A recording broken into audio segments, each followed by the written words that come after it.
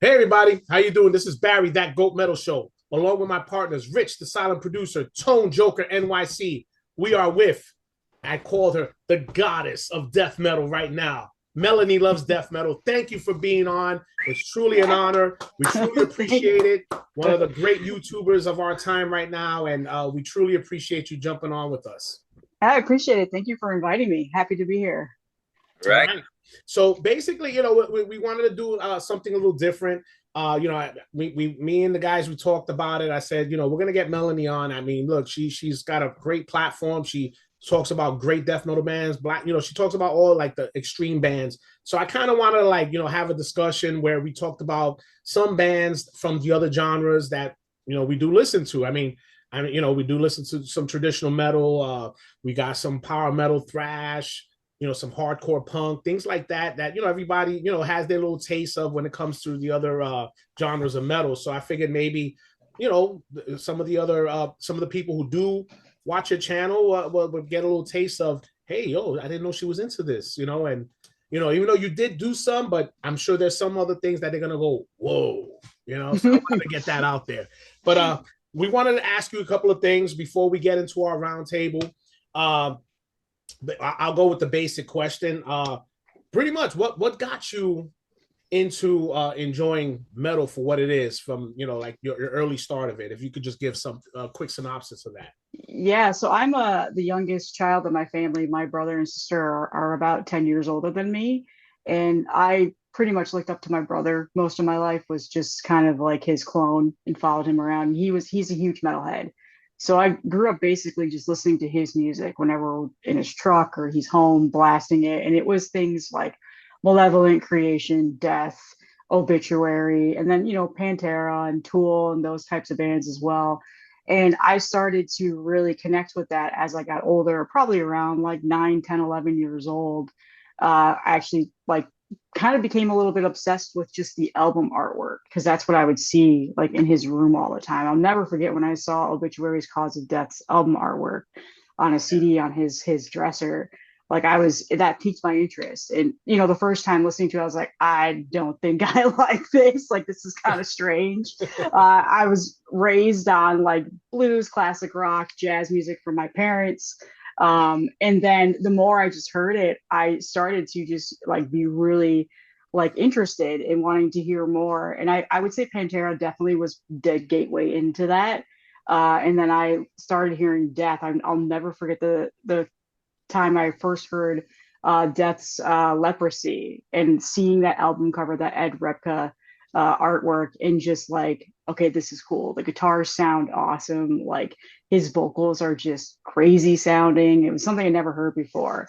And I actually have an older cousin who's quite a bit older than me as well. And he was always in metal bands in the Chicago scene, death metal bands, heavy metal bands. He's a phenomenal guitarist. He is connected with several of the death metal bands in the scene. And so he would play a lot around me. And that was the music that I was just always around.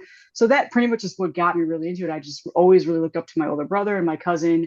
And it's funny because we're still like three huge death metal heads now. They go to shows all the time in Chicago.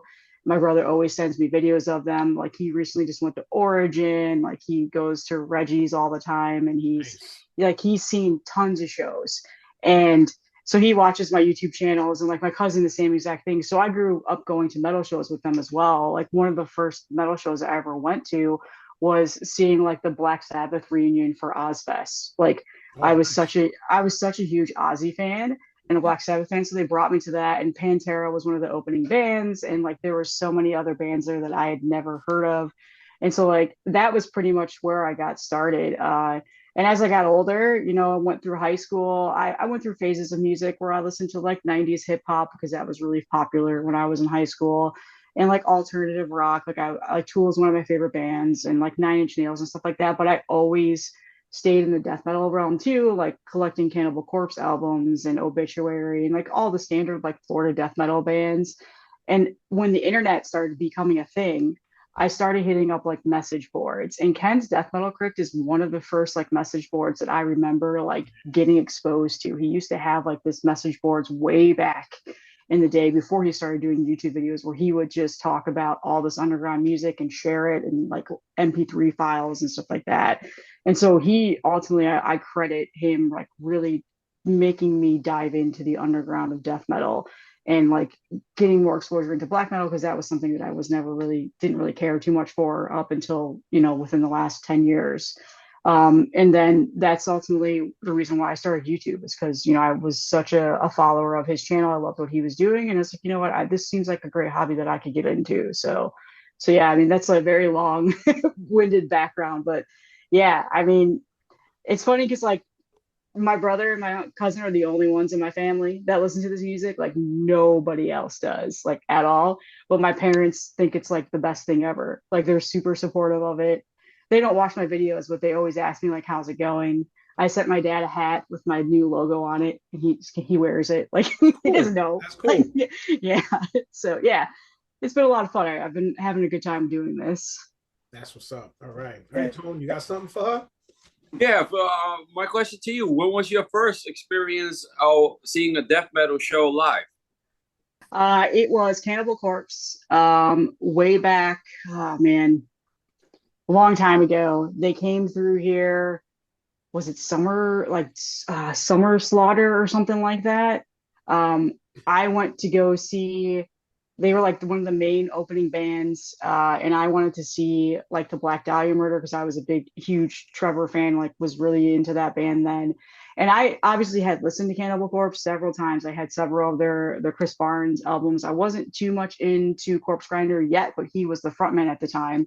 And after I saw them live, and then Goat Whore was the other one that played, I Okay. was like, okay, death metal shows are awesome. Like I need to go more of these. Like I've been to so many other metal shows. Like, you know, I've seen Pantera several times, and I've seen Tool 100 times, like Nine Inch Nails, like all those types of bands. And then after that, I saw Obituary, and it like became like a sickness. Like every single time something came through, I would go see them. So like Obituary, like I wish I could see Death. Like Death is like the one band that I wish I would have been able to see, but Yeah. unfortunately, you know, that didn't play into my favor. But I think Cannibal Corpse is probably the one of the most death metal bands I've seen live, because they just always seem to tour like every major festival or every major tour that comes through, especially where I live in Florida, and Corpse Grinder lives like 20 minutes away from me. So Oh. like it's pretty accessible. And Yeah. like Morris Sound is like about 30 minutes from me. So I'm like in the mecca of death metal, like where it all started in the US. So I just like Cannibal Corpse is like the one, was always the first band that I saw, and like probably the most death metal band that I've seen live. Yeah. Nice, nice. And And Rick, and so as time progressed, and you had this big collection of records, what inspired you to finally create your YouTube channel, which was the Melanie Loves Death Metal? Yeah, so it kind of started off like it was during COVID pandemic. I just started working from home for the first time ever. Work was really slow. Like we were all trying to navigate the work from home life, and there were just days where I was just bored. I was a manager, so like there was wasn't a whole lot. And so when I started watching like Ken's videos, um, and like Marty, and like Ben Brain Smasher and those, like because I was just searching for like albums to listen to on YouTube, and those were like coming into my algorithm. And I'm like, oh, people do this. Like they show off and talk about their collections. And then I started finding all of those YouTubers that had been doing it for a couple of years then. And I was like, and my wife, literally my wife actually was the one that she's like, you should do that. You could totally do that. Like you have so much stuff to talk about and show off. And so one day I just propped up my iPhone and did it and uploaded a video. It was terrible. Like it was so bad. I watch it sometimes and I'm like, oh my God, this video is so bad. And like, and then people started watching it. I think I had like 100 views within a day. And I was like, what is happening? Like, I did not expect it to go the way that it did. And then after like 2 weeks, Ben Brain Smasher like messaged me on Instagram and was like, hey, like we've been watching YouTube videos. Like, do you want to join us in like the streaming, like Marty and Alan and Simon and like all of them one night and hang out with us? Like they were just doing like hangouts, like just talking about music and like for hours. It wasn't like specific theme shows like how they do now every Friday. And I was like, okay. And I'm very kind of like don't really, not very social, like outside of things. So I was really nervous about it, and that's pretty much what kept me going. Because I wasn't too like, I don't know if I'm going to keep doing this. Like I only had like 100 subscribers. Like I didn't know. And then I just kind of started blowing up after that. I mean, blowing up is yeah. But I would say my Instagram is really what probably helped my YouTube channel, because I had started building a community over there. I was posting records and tapes like every single day and promoting underground bands there, from like Gurgling Gore and Caligari and like all of those, and like getting more exposure to that. And when I started my YouTube channel, I barely talked about it because I felt weird like promoting myself. But I would tag them in the YouTube channels, and so they would see it. And that was essentially how my community started to grow more on YouTube. So Instagram really helps me with that. And now it's funny because like it's the opposite. YouTube is helping me now with my Instagram. Instagram is like so messed up with the algorithm and stuff now. Yeah, so it's funny because I think there was a question I was going to ask you before I get to the audio clip of the audio clips of two of those YouTubers. It's been going around a lot of bigger YouTube platforms were talking about how metal and instrumental metal YouTubes are falling and they're getting less popular or something like that. And I don't know, I was gonna do something about that, but I'll ask you this real quick. What's your take on it? Because to me, I feel like, look, me, Rich, and Tone, we do this just for fun. We're not getting a dime off this at all. No. We're not monetized or anything like that or nothing. We do this because we have a good time. We like the guys coming on, commenting. We love exposing other bands and other music. What's your feel on that? I mean, how do you feel about the fact that they're saying that YouTube metal is metal heads or metal channels in YouTube are dying? Yeah, so it's interesting because like for my channel, it goes in waves of like exposure. Like if I upload every single day for a couple weeks, like my views go down, and I feel like the algorithm hates me, which is funny because that's not supposed to do that. Yeah. But when I do that, I get exposed to more YouTube channels that I've never seen before. They start like plugging it into my homepage. But I have noticed like even just like the main subscribers, like the people that I'm subscribed to, they don't upload as much as they used to anymore. And if they do, I don't even see it sometimes. Like it's like it doesn't go in my subscription box. I feel like, and I like to be in all honesty, I feel like the presence of Ken leaving kind of left a bit of a void for on YouTube, because he was just the metal, like the death metal YouTube like king, pretty much. Like everybody knew who he was. He had so many great bands on, like he did live streams and stuff like that. So I think when he left, some people kind of maybe just died off and weren't watching as many things. In terms of like metal as a whole, there are really big metal YouTubers that I subscribe to, but I don't watch all the time because it doesn't necessarily like peak what I'm into. Like I like a lot of the popular metal stuff, like like Banger TV and stuff like that. Like they used to do a lot of like underground stuff, but a lot of it's more mainstream stuff. So I don't watch that anymore. Those channels are still thriving. Like the bigger metal channels, I think, are still thriving. They still get hundreds of thousands of views and subscribers. And because they cater to the larger audiences, like they'll do like Sleep Token, those big name bands. But in terms of like the like metal scene of like underground and like talking about old school metal and stuff like that, I think it's kind of slowed down quite a bit. Like COVID really, it was a lot of people were doing it. It was really heightened, and so many people were tapping into it, and they were doing live streams. And now that everybody's just back to work, it kind of like became like a phase that's going out. And I did have noticed that, but like if you don't, like honestly, like with YouTube, like you cannot expect to make it like a career. Like if that's what you're going in to do it, like you have to put a lot of money into it to do that. For me, it's just a hobby like you guys. Like I love talking about bands that people don't know about. I love shouting out labels that people don't know about. I love talking about music that I love. Like I don't like talking about negative things on my channel. Like every once in a while, like maybe once a year I'll do like a clickbait video. Yeah. Especially if you paid for it. Especially if you paid for it. But like I just can't do that. Like I don't feel comfortable like talking about bands that I just think are garbage and like things that don't enjoy. Like I just never been that kind of a person, because everything is subjective. Like especially with music, like people, you know, and I just don't want to deal with the hate comments and all that stuff. So, yeah, my channel's monetized, but I think I make like $2 every 6 months or something like that. Like it's so bad. Yeah. It's like not worth it at all. So yeah, I do think it's kind of slowed down and dying a little bit. But I have noticed some people are picking up and starting their own channels now. And like I'm happy to see that. I always tell people, like, they'll ask me like, hey, should I do it? I'm like, yes, do it. Like, do it for yourself. Yeah. If anything.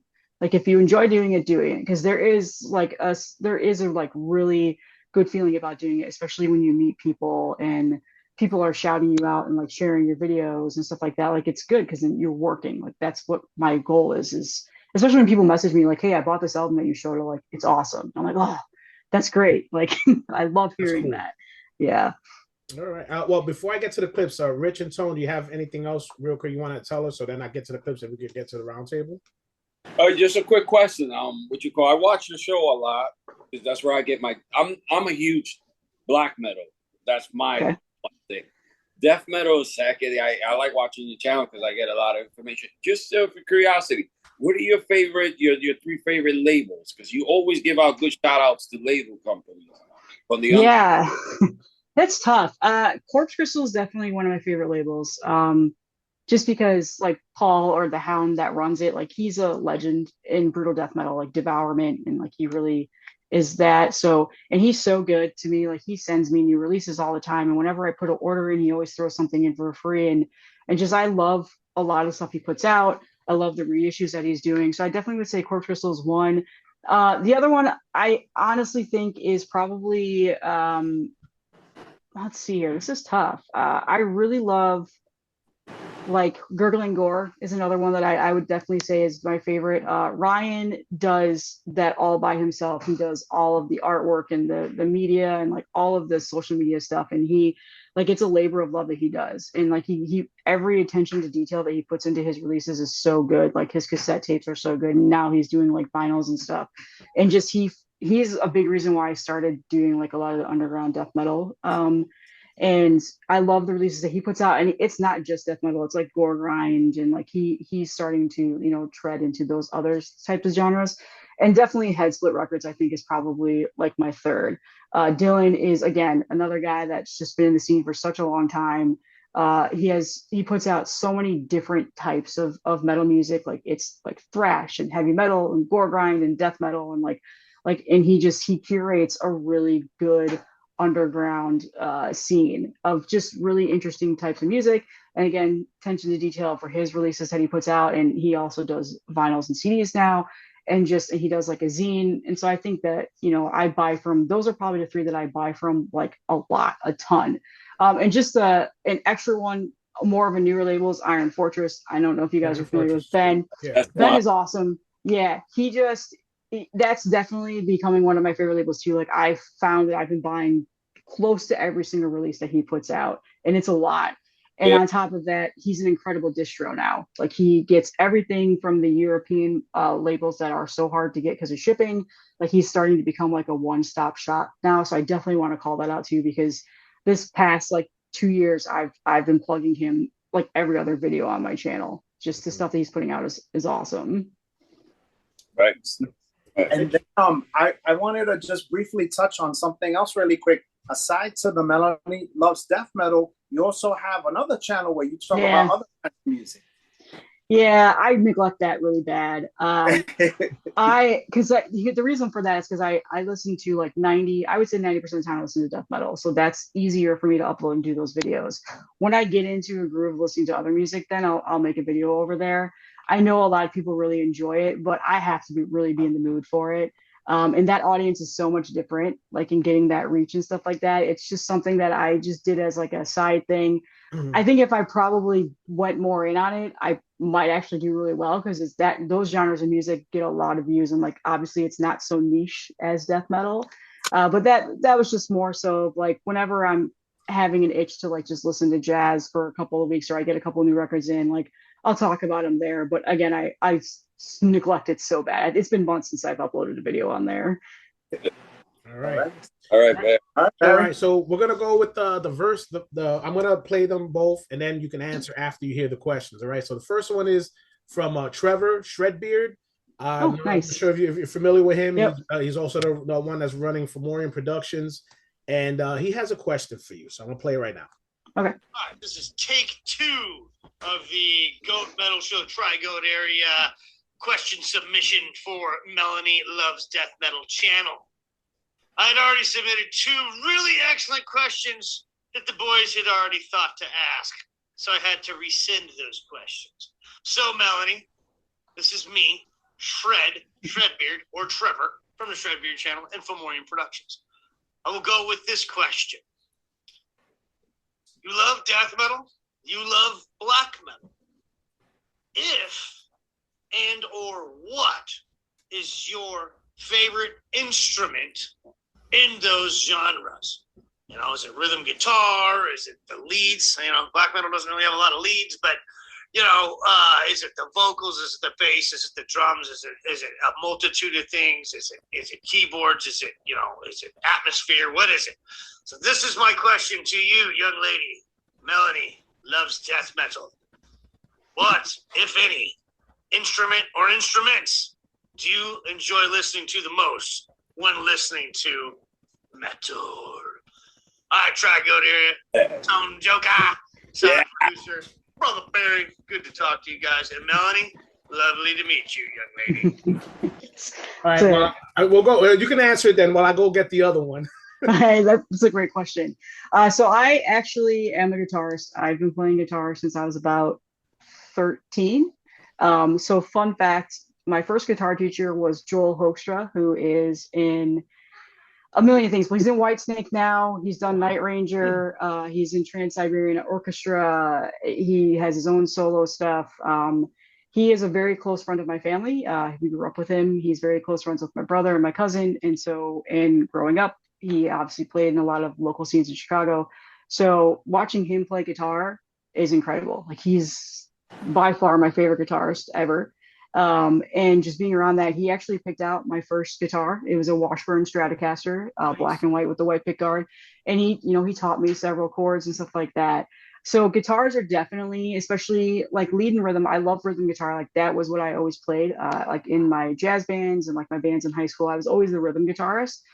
There's a backbone to that. Like, really, like, leads are fun and great and people love them, but that rhythm is really what you hear a lot in black metal and death metal. That those chugs and the rhythm is like what gets stuck in my head. And like, I really like, those are the things that I often listen to. So definitely the guitar. And I haven't played in a while. I kind of have I need to pick it back up again. But so I definitely guitar, and that's just a bias review. I'm also like a big gear person. I watch a lot of YouTubers that buy guitars and review them and like do tone things with pedals. And I love watching like the rig rundowns of like death metal bands and all that stuff, and seeing like what types of pickups they use. So that's another reason why. But I also love the drums. It's an instrument that I wish I had learned how to play growing up. And if there is an incredible drummer on an album, it is generally the first thing that I hear. And even with all the blast beats and craziness within black metal, like, that's not easy. And like, sometimes I feel like that gets a little bit, like, people don't often call that out a whole lot within that, because it gets buried with so much atmosphere and the high shrieking and stuff like that. But that is something that I generally try and listen to. And then I'm such a sucker for the drums and like brutal death metal and gore grind, just the shitty sounding snare and just the over fast, like all of that. Like, I absolutely love it. So when that is the sound that I immediately hear as well, like, that is often like, I consider one of my favorite instruments too. So maybe someday I'll learn how to play drums, but I think my family would kill me if I bought a drum set and learned how. Very expensive too. Drums are very expensive. Very expensive. All right, next one is from another guitarist, and you probably know Paul from the band Ka'ai, the Hawaiian death metal. So he has something for you as well. Here we go. Play.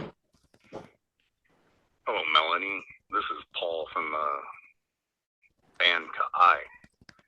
Anyhow, I know you collect a lot of different bands and shit. You're always buying new stuff. But what's the one or two that you always go back to? Like, when you're sitting there and you're like, oh, God, I just got to hear some fucking death metal. I need you know what? Fucking Vital Remains or whatever. I mean, like, what's the one that you like to revisit the That's a great question too.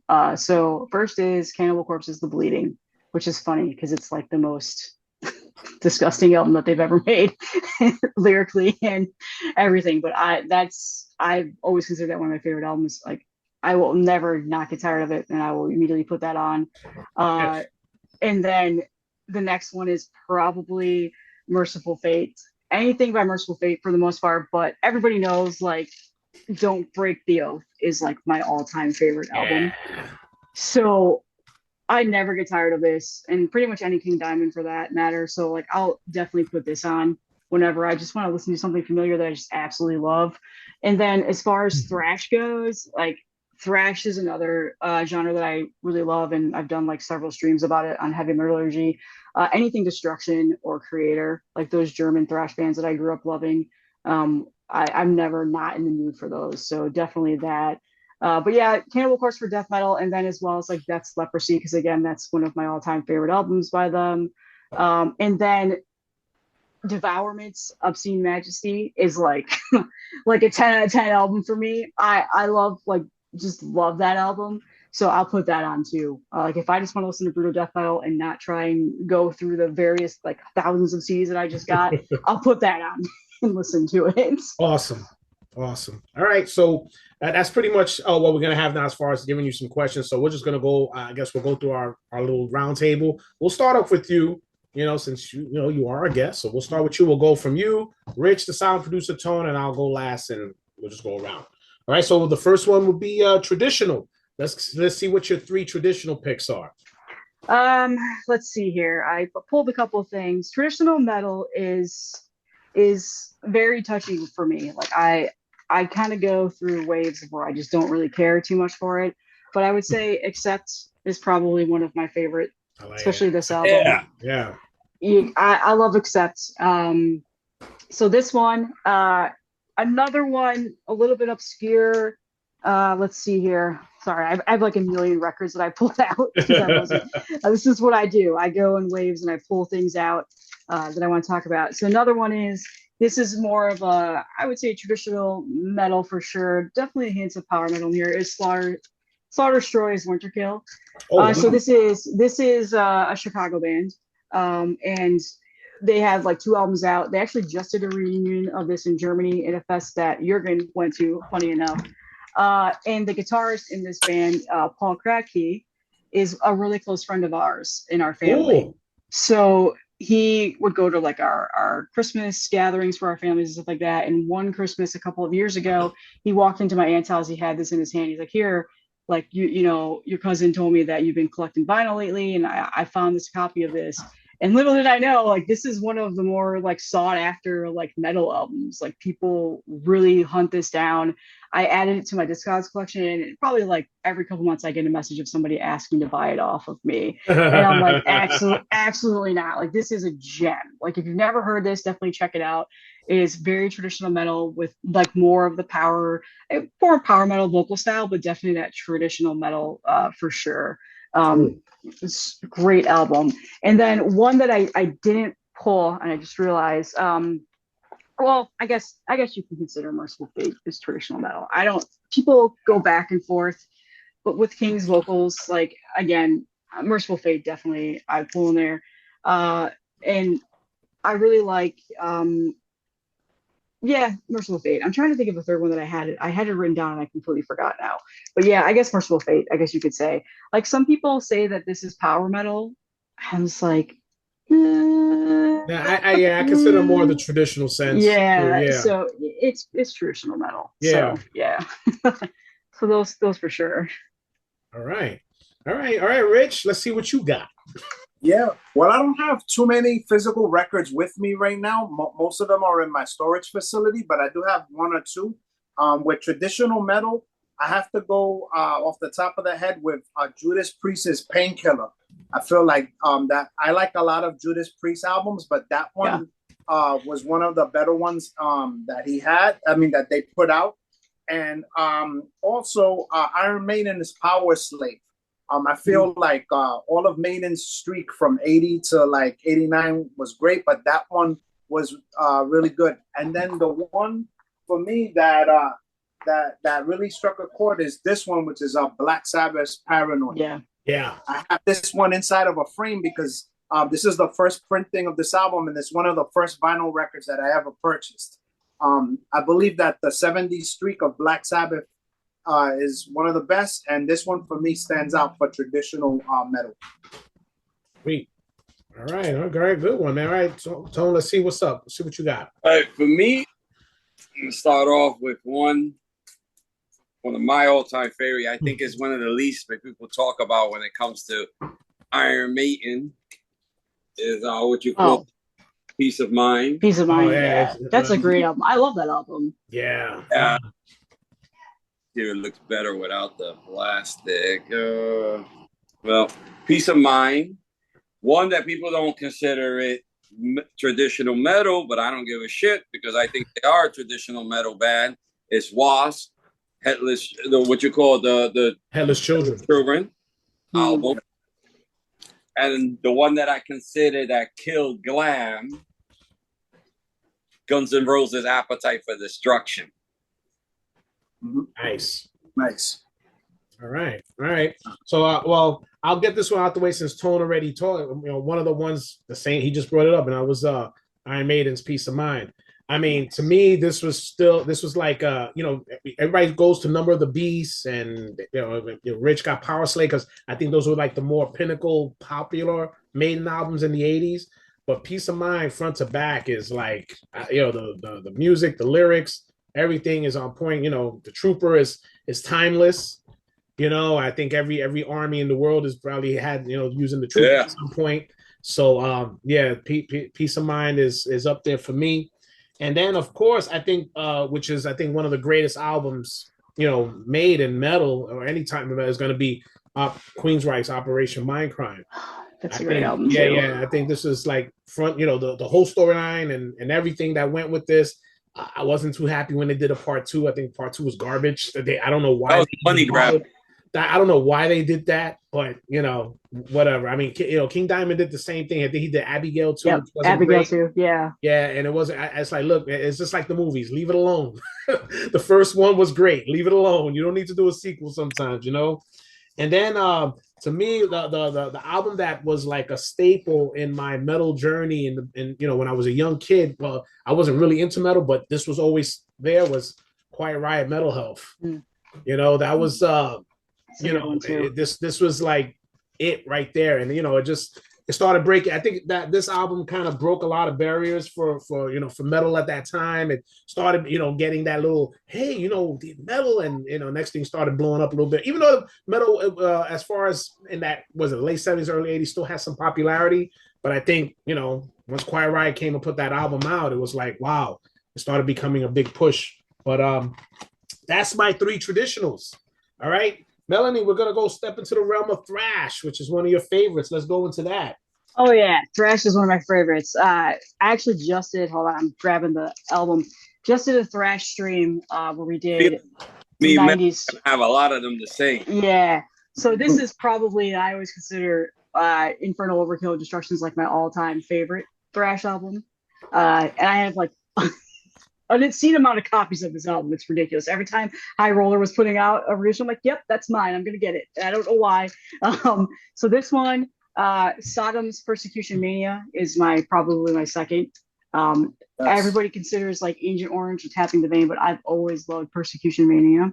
And then, funny enough, Testament's New Order is another one. And that is... New Order is great.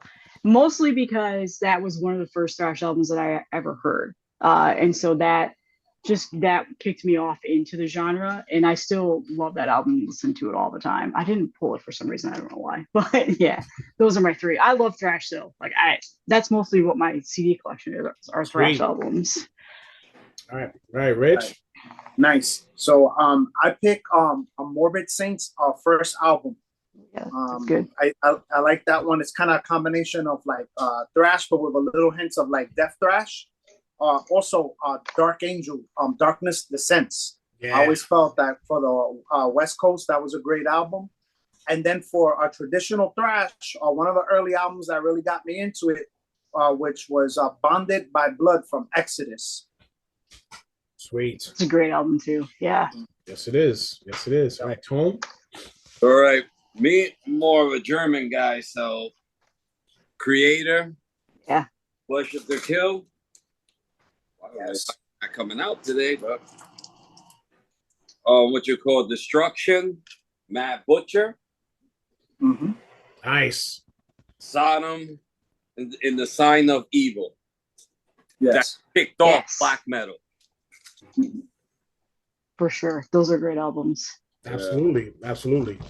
In my case, I mean, I try to go a little obscure. I mean, basically, I'm just going off the thrash that I'm listening to a lot now. Like if I just pick it up and I feel like listening to some good thrash, I throw it on. But I got to give, we in this channel have been giving this band a lot of props recently, and we're proud that they're from New York, and that's Electrocutioner, all right, with false eye. This is, I mean, if you're into traditional thrash and to hear it upgraded and the way that these guys do it is just phenomenal. They got a new album coming out, a release party, right, Rich? Coming up September. Yeah, September 5th. Yeah. And these guys are fabulous, man. It's just, just hearing that thrash just brings you back. Once they start playing, it's just awesome. And Mark, the singer, he was saying that they just wanted to keep to that element, which I think is cool. A lot of bands, sometimes will pick and choose, but they want to stick to that original element, which I think is cool.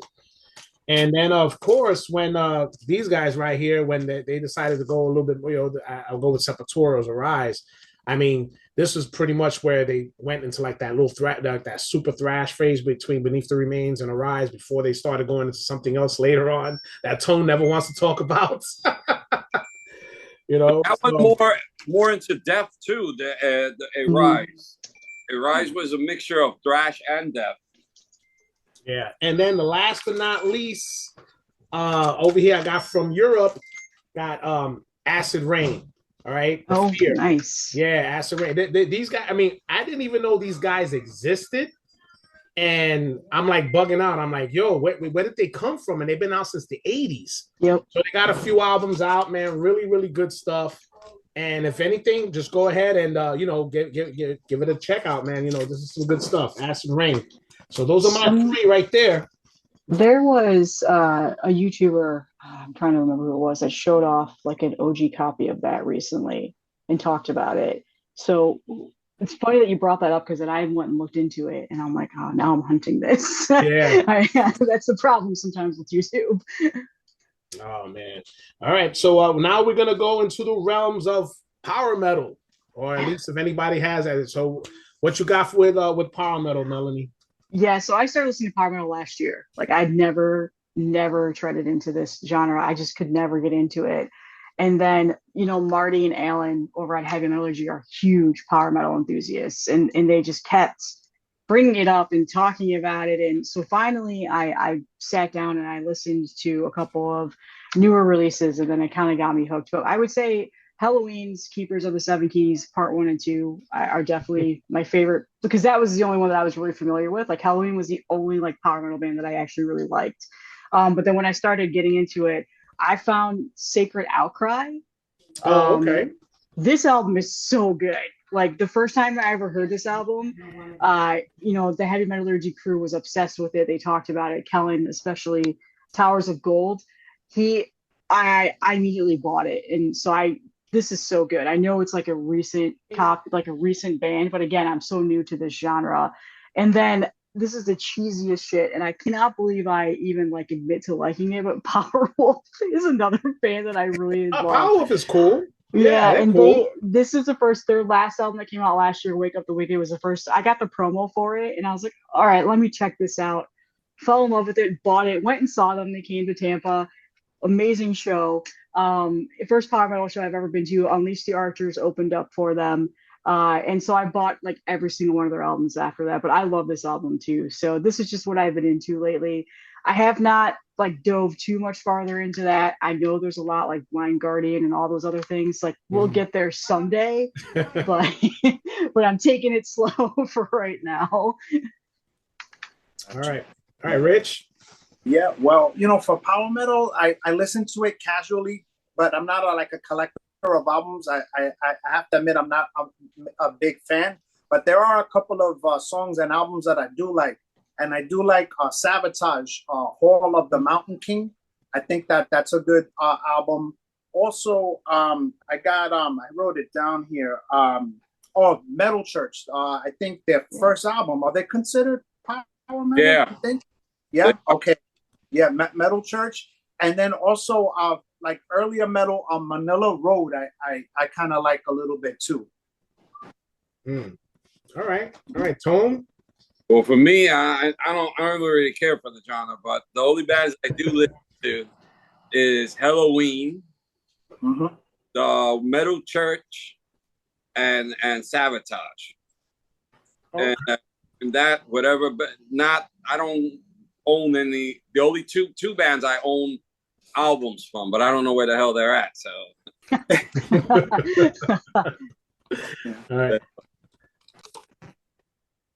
All right, so we're gonna go into my takes on power metal, which pretty much I guess I'm the only one who actually buys physical copies of power metal since these guys feel it's the plague. I said I'm two of them. I don't know where the fuck they're at.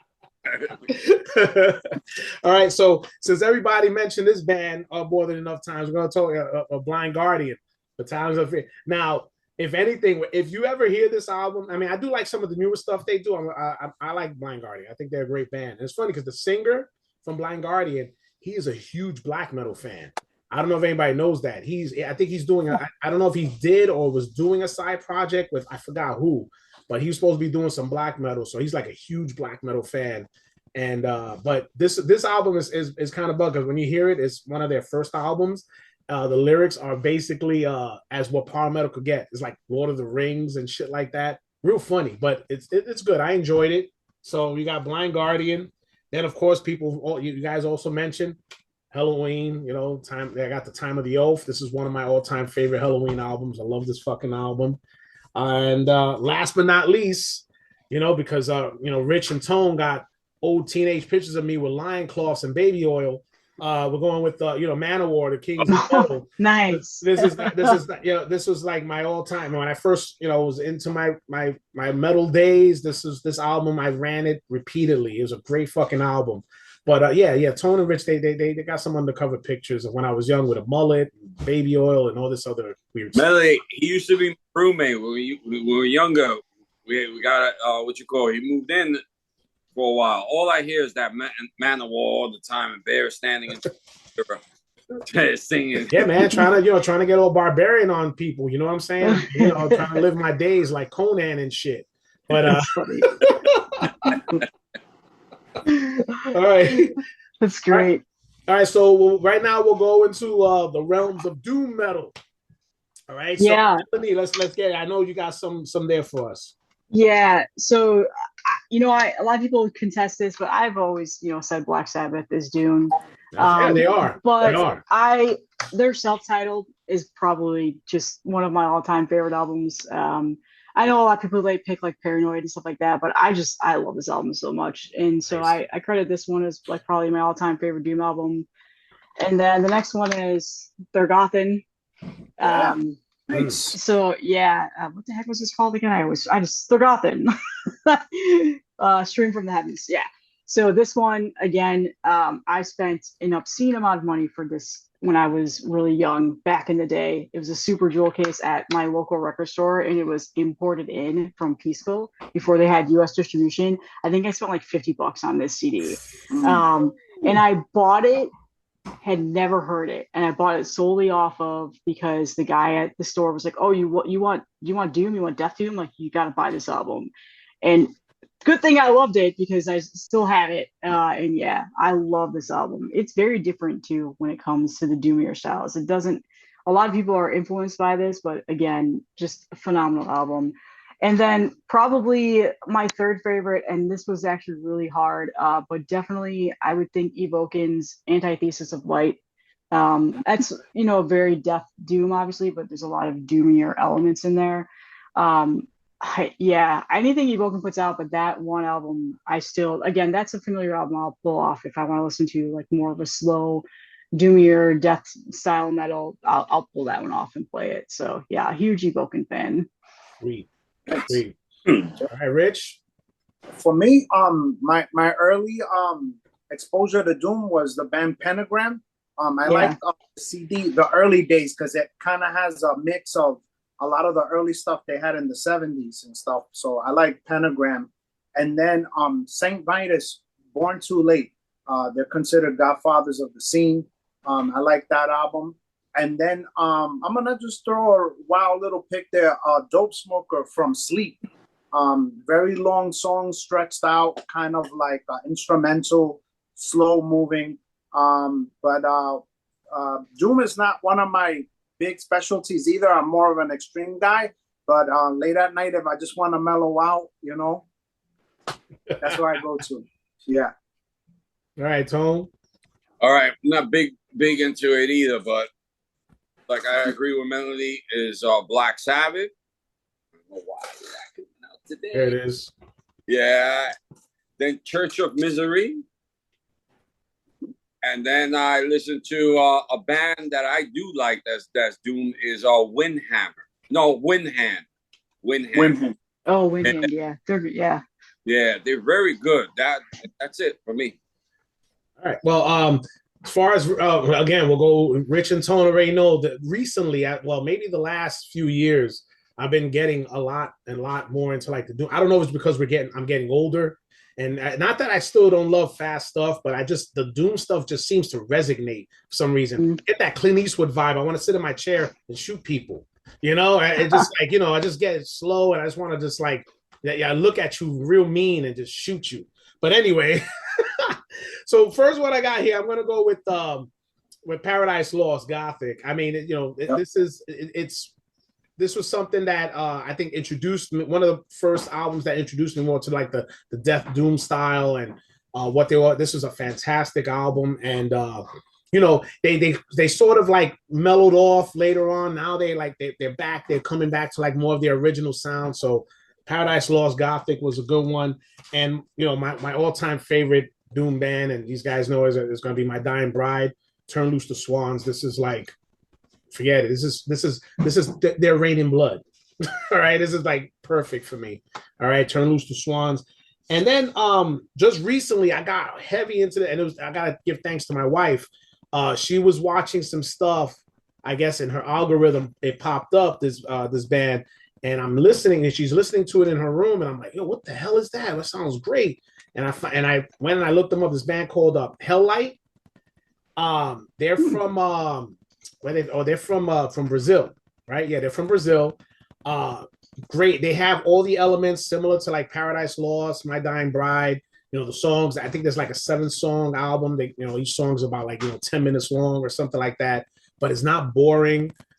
They got some great stuff in there. And, I had to go through hell and high water to find, just like what Melanie did when she bought that CD. I think I paid over $20 for it or whatever. I didn't care. I just had to get it because for some reason it's like hard to find here in the US. And if you try to get it here in the US, they only got streaming. So I couldn't get a physical copy. And then if I try to get a physical copy, let's say in another country, they charge you those outrageous shipping fees and whatever. So I'm like, I was just lucky to get this for about 20 something bucks. And I said, hell with it. I'll just go with it. But Helllight, great fucking band, man. Great band. All right. So look, we're getting close. We're getting to the last part of our roundtable, which is more, the hardcore punk. So, Melanie, let's see what you have. We're very interested to see the bands that you pick.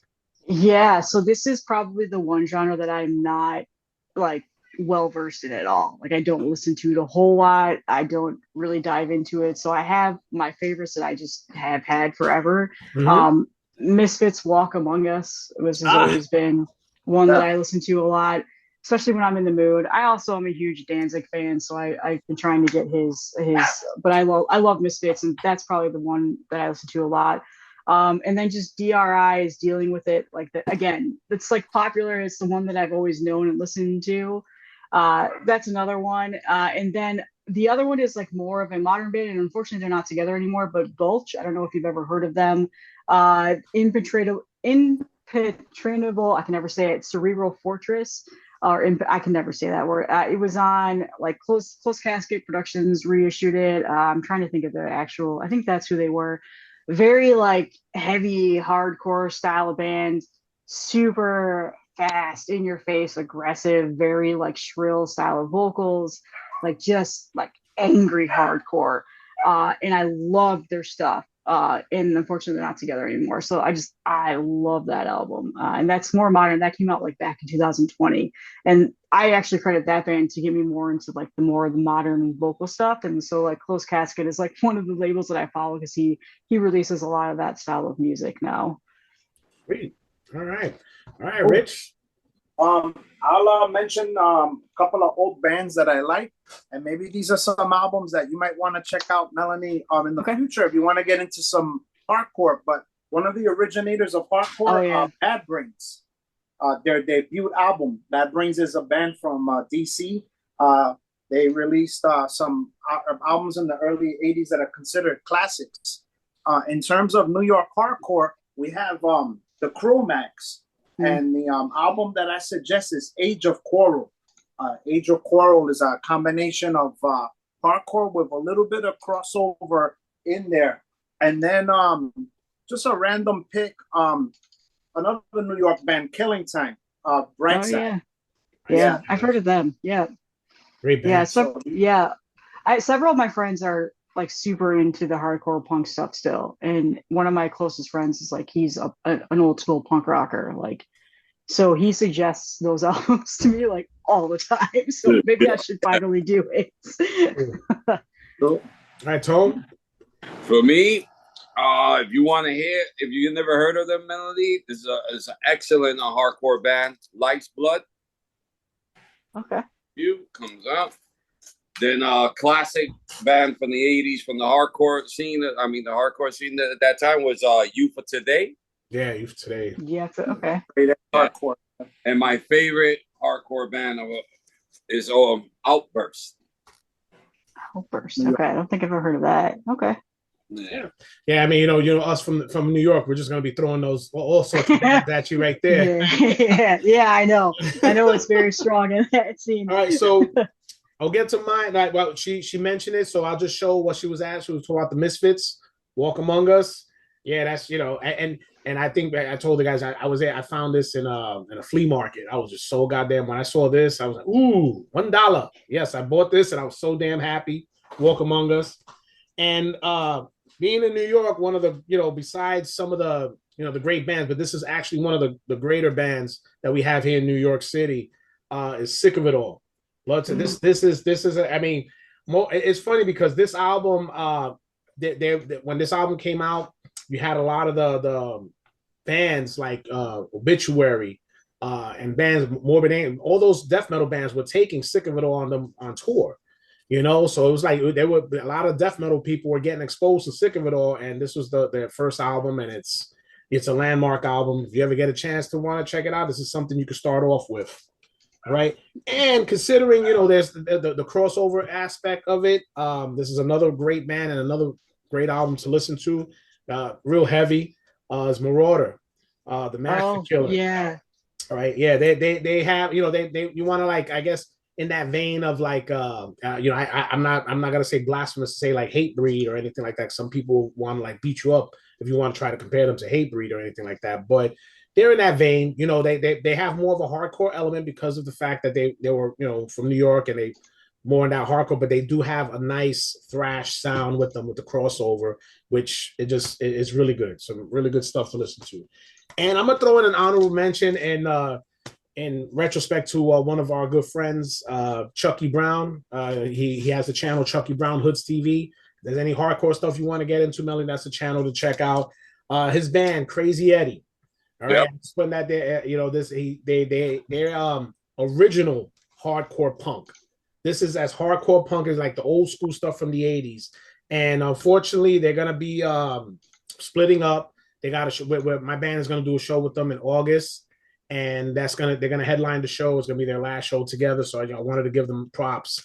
Crazy Eddie. Anything, they're on Bandcamp. Give them a listen. They have free downloads too. So it's like, you know, they're just trying to get the music out, and you know, then just give them a listen, man. Crazy Eddie. Okay. Right? Yeah.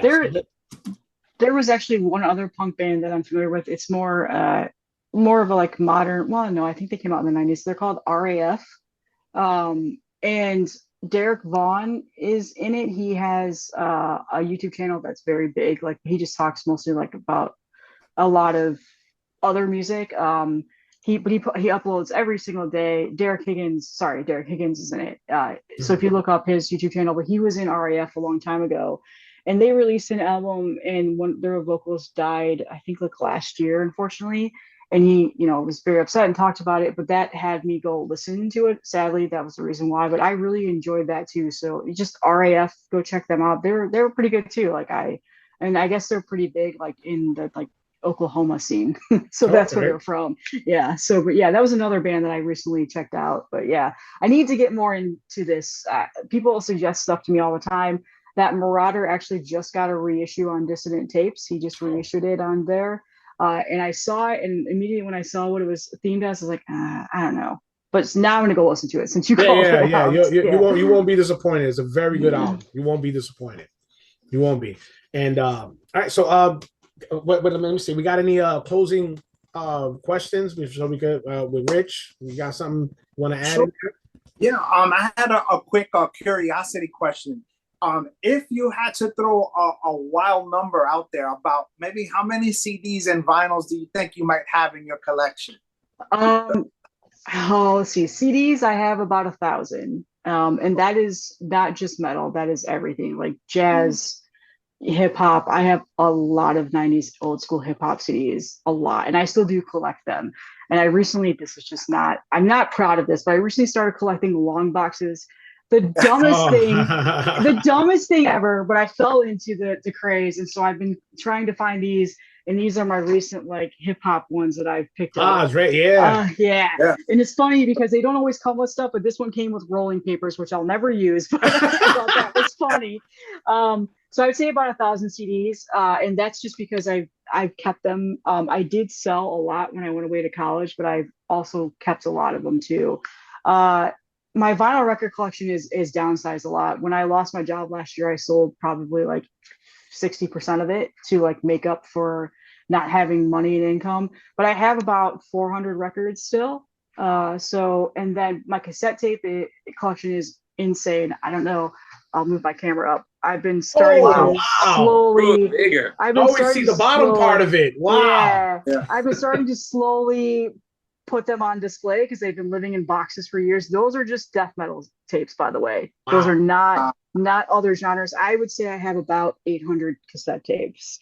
And that is because I inherited a lot of cassette tapes when my parents retired and moved down to Florida and cleaned out their basement. They gave me like all of their cassettes, like everything, like Phil Collins, like, and I kept them all because these are all things that I grew up with. Like these are nostalgia. I got the nostalgia. Like first presses too, like, and they're still in pristine condition, like Pink Floyd's The Division Bell. Like, so yeah, that's been my like project that I've been doing, is trying to display all my cassettes. So if I ever have to move, it's going to be